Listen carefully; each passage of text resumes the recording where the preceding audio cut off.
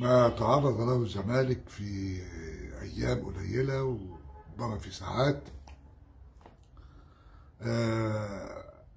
دخل به إلى النفق المظلم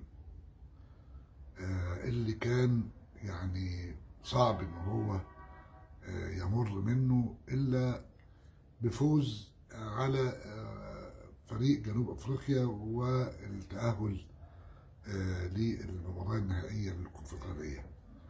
لكن هذه المباراة هي اللي كانت المصدر الرئيسي إن الدنيا تضلم على 100 عقبة. الأعصاب لما بتكون متوترة أو ملتهبة زي ما هي موجودة دلوقتي ممكن تاخد أصحابها إلى كوارث أكبر. الزمالك بيمر بواحدة من أكبر المحن اللي تعرض لها في تاريخه، والمصايب ما بتجيش فرادة. الحالة العصبية كلها غليان دلوقتي، وأمر طبيعي إن جماهير نادي الزمالك يعني تاخد على خاطرها لأنها راحت لمباراة جنوب أفريقيا، بطل جنوب أفريقيا، وهي عايزة تخرج بابتسامة بعد اللي حصل في قصة زيزو.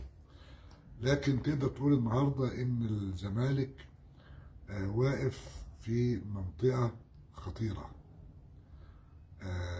صعب ان هو يخرج منها الا بحكمه العقلاء. بيقول لك لما مش عارف ايه يقع تكتر سكاكينه، لكن الزمالك ككيان كبير ما اعتقدش ان هو يعامل كما يعامل اللي بتكتر سكاكينه، لانه كيان باقي وكيان مستمر ونادي كبير وعريق. اللي بيحصل فيه النهارده الناس كلها شايفه انه الخلل بقى خلل يعني مشترك، خلل اداري، خلل فني، خلل في السلوك العام، خلل في الروح. يعني هي مسألة مكعبلة ومكركبة، والخروج من هذا النفق المظلم محتاج زي ما بقول إلى حكمة. لكن أين هم الحكماء الذين يمكنهم أن ياخدوا بإيد الزمالك في هذا الموقف السلبي جدا والسيء جدا؟ دي واحدة. تانية، في يوم واحد سقوط كبير للكرة المصرية على مشارف المربع الذهبي للكونفدرالية. الناس كلها رايحة للزمالك، لكن المصري برضه خرج بشكل غير متوقع.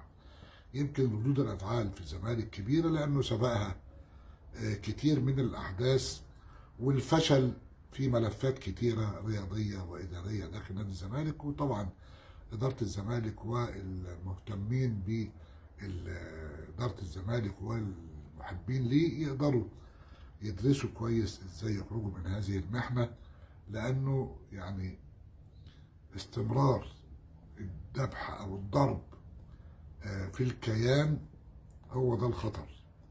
الأفراد بقى هيتعاملوا ازاي؟ أعتقد دي مسألة محتاجة زي ما بقول إلى عقل وإلى حكمة. لكن الزمالك خرج بعد المصري، وده يعني سقوط للكرة المصرية في مرحلة مهمة جدا جدا. هتقول لي طب وبطولة أبطال الدوري؟ هقول لك إنه يعني الأهلي تأهل بصعوبة بالغة، والبيراميدز تأهل بأعجوبة، رغم إن الأهلي ما لعبش في الخرطوم، لعب في نواكشوط وكسب في القاهرة، والهلال في حالة جيدة. لكن برضه المستوى الفني اللي شفناه في المباراتين الأهلي والهلال يعني ما كانوش على المستوى.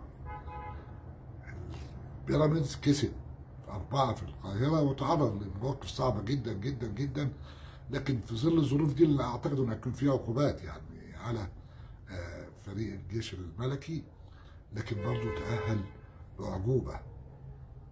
تيجي تبص تلاقي انه في فرقتين لجنوب افريقيا في دوري الابطال، صن داونز واورلاندو. الاهلي هيلعب مع صن داونز وبيراميدز هيلعب مع اورلاندو، فرقتين من جنوب افريقيا. تعال نروح للكونفدراليه، فريق اللي غلب الزمالك وتخطاه بيتأهل لأول مرة في تاريخه، اتأسس مفيش 7 8 سنين يعني. ففي فرقتين في دوري الأبطال وفي فريق في الكونفدرالية، وده معناته إنه الكرة في جنوب أفريقيا بدأت تتحرك بشكل إيجابي. الكرة في مصر بشكل عام هي إفراز لمستويات دوري كله مشاكل، كله خلافات، كله أزمات.